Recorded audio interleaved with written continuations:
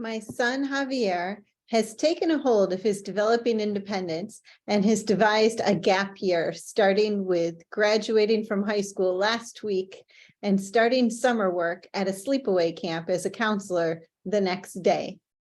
He explained to me that beginning in the fall, he will find full-time temporary work at a gym, then travel to Scotland for 6 months in the spring through next summer to enter himself in solo bagpipe competitions while working at a gym there.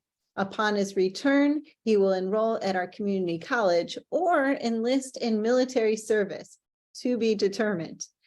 This is a young man who has embraced his independence with the confidence of a student who has been guided to think and act as such since his first day of Montessori preschool at age 3. His learning environments from early childhood through the completion of high school with a project-based learning curriculum were designed to support children in their development, to meet them where they were, to work at their own pace, and to assess their own work. He and the peers in his school community were given freedom of choice within the limits that real responsibility brings.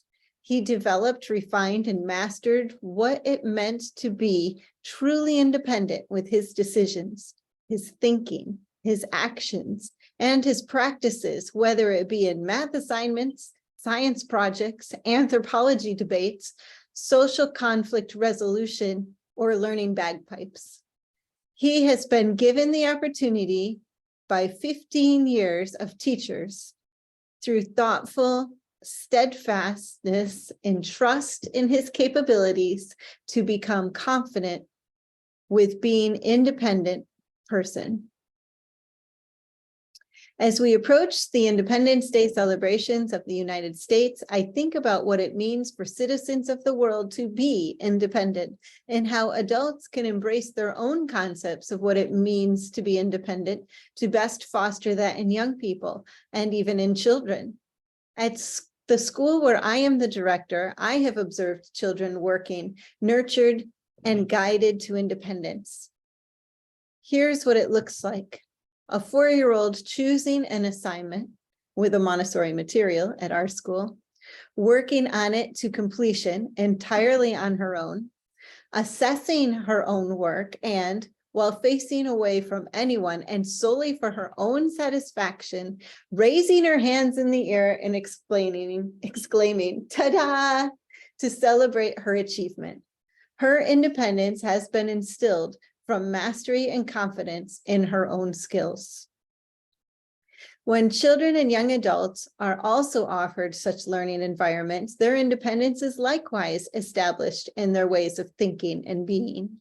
I have witnessed an elementary class community, one left to collaborating on a task together for which the final product and presentation had an authentic audience of the kindergarten class, write a play script to enact the life story of Martin Luther King Jr., which they effectively communicated the key points of his role in the civil rights movement with clear and concise language, easily understood by young children.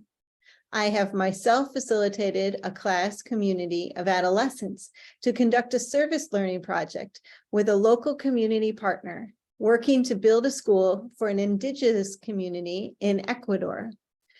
With their work with art displays and informative oral presentations at events that they organized and held, they brought awareness and support for this need and raised substantial funds to help make the school building possible. They did real and meaningful work, which was made possible through a school-based assignment that guided them through choosing and conducting their work with confidence and independence. When students are offered choice at any age, they establish within themselves ownership and are usually inspired to invest in their work, to create a product to present to the world. Through service and practice to themselves and to their community, whether it be in the classroom or beyond, they create a lasting personality of independence.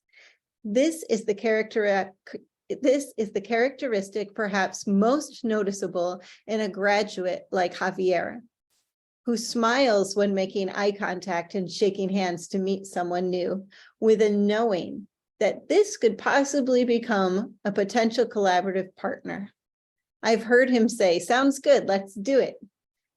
And he has shown already that whatever becomes of that initial meeting, he will create through his excellence in independence in learning.